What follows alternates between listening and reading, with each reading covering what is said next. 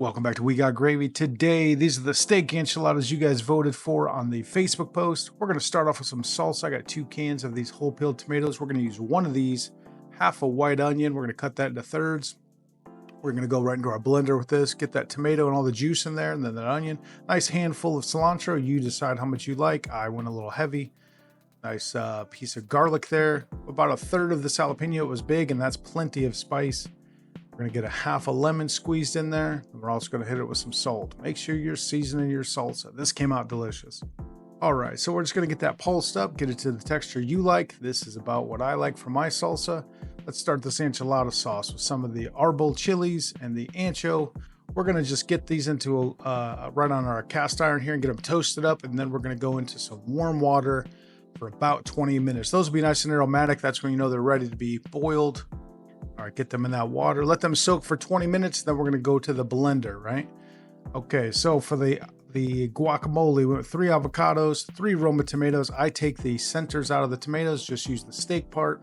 I'm going to get those into a bowl. I use a potato masher, get those all mashed together. That's going to create a little bit of juice that you're going to be missing from the inside of the tomato. Okay, there's another part of that jalapeno. Get that diced up to the texture you like. A little bushel of cilantro, get that diced up. Half of this onion, get that minced up as well. 1 clove of garlic, and of course some salt. Can't forget that other lime. Get that mixed up. I let that sit in the fridge while I was preparing the rest of the meal. Okay, back to this enchilada sauce. There's that. It's been sitting for 20 minutes. We're going to blend this. Now, this came out very spicy, so we're going to adjust that later. I did some garlic in there. I did the quarter of that white onion.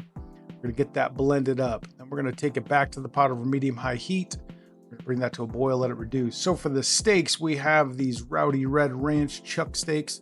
These were delicious. The color on these are fantastic. There was a nice bone in there, so it gave a really good flavor. We just went with salt and pepper on these, right?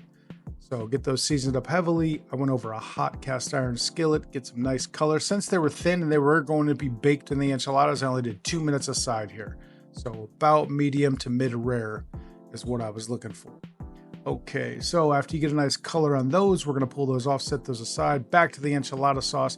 I did not have any Aztec or Mexican chocolate, so I went with 1 tablespoon of the Hershey cocoa powder. Get that in there. I did use 5 of those other tomatoes that were whole peeled, not the juice. Boiled them for about 30 minutes. We're going to blend this up.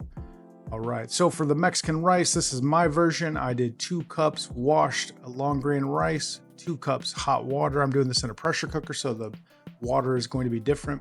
1 can of Rotel. There's the last part of that jalapeno, part of that onion.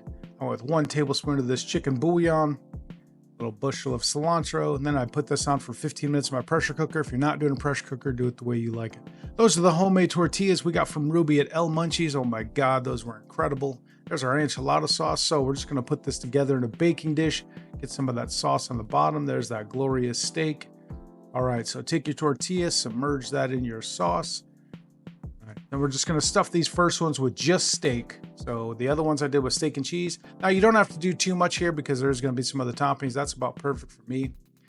Get that rolled up, get that in our baking dish. And we're going to cover those with a little bit of sauce. We went with some sharp, fresh grated cheddar cheese that we're going to put on top. Get a little sauce on those after you get them all rolled up. We set our oven to 375. We went for about 20 minutes. Got those baked up with that cheese. Boy, this comes out delicious. It was fantastic. The sauce needed a tad bit of work, but for my first enchilada sauce, homemade, it came out incredible. Little queso fresco on top. Thanks for watching.